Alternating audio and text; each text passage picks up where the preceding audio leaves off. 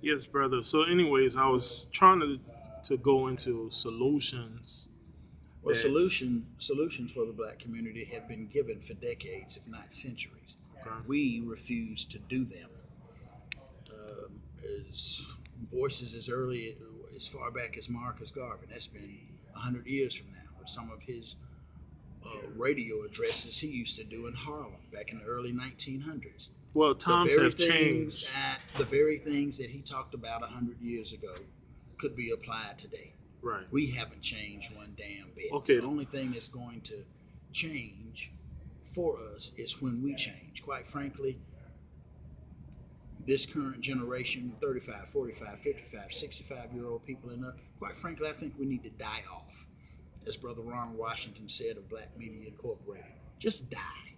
You know Because we what? keep repeating the same thing, expecting things to change. We don't have any true leadership. Real, true black leadership is nowhere to be found in general Let in me this country. let me make a point. I We're look at pathetic things. as hell. I look at things like Instagram.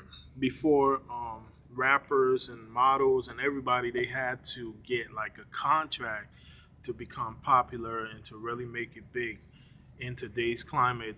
2018, 2017, Mm-hmm. 2016, there are people who get on Instagram, they promote themselves. Next thing you know, they end up with TV shows and TV deals and everything. So I'm just TV saying. shows and TV Well, deals that well, are but run by who? let me finish my point. My point is you could use the platform to become known. You could use the platform to even become independent if that's the route you want to take and really create a career for yourself that wasn't seen before.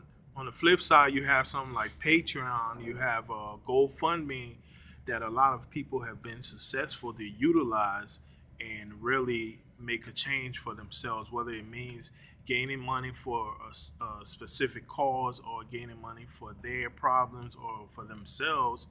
People are able to go on these platforms and really get people to donate and make a change. And you and I did the math together, and we see that some of these media platforms with black media, they have like 300,000 people who are subscribed to them. So if they have that, we could make a change one bit at a time, not a big change, but the change has to come in small bits. Everybody has this thing of a black nation thing. It's not going to happen overnight. So one bit at a time, you could utilize those platforms to raise money to do what you have to do, and that's what I'm talking about when I say change. What do you think about it? Well, I mean, you used the word for yourself several times, and that's one of our biggest issues. I think I know what you want to say, but I'm looking at the bigger picture. My platform of empowerment for tomorrow. Let's take it for example, where I endeavor to reach black males only between the ages of 14 and 19. Their fathers and or a male stakeholder has to be present. These things, despite how wonderful they are, they're still in a vacuum compared to what I have referred to as mainstream black America. Remember, mainstream black America, I will stand on it until it changes. 7 out of 10 black people in America, referring to mainstream black America, don't think critically about a damn thing. The other 3 of the 10 are the individuals who you will see on what we've defined as a black consciousness.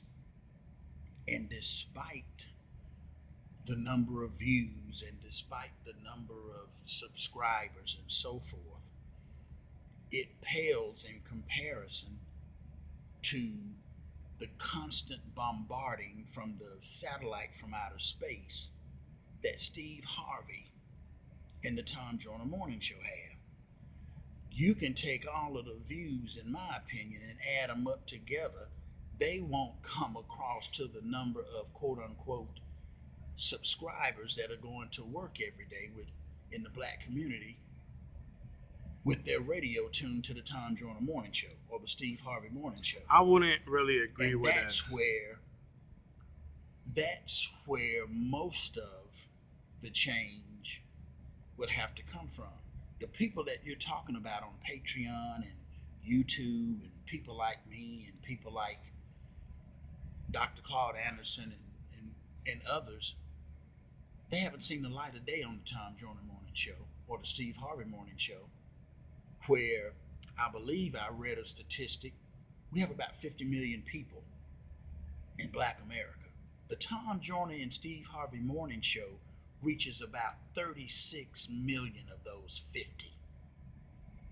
That smashes any subscriber group on YouTube that I know of. So we still have a battle against that. Well, that 36 million is not even black owned media. But the 36 million, some of them are not active. They might tune in. No, that's It's you not said like they're not active. We're not. like YouTube. They'll make a comment. They will actually subscribe, which means you know for sure they're there. You know, as opposed to when you just tune in your radio, even though you're tuning in, they don't even know who you are. Again, unfortunately for us, Right. the social consciousness thing, which gets its major play out Okay. on Facebook and YouTube and Twitter. Instagram and Twitter. Instagram and Twitter. Instagram. Instagram. Yeah. Might as well be still relatively. It's still done in a vacuum. Right. It's still done in a vacuum. I hear what you're saying. Because last time I checked, Tom Joyner and the Steve Harvey Morning Show, they never have Tariq Nasheed. They never have Dr. Claude Anderson. They never have men and women like me talking about real serious issues. They want to keep you laughing with Nephew Tommy.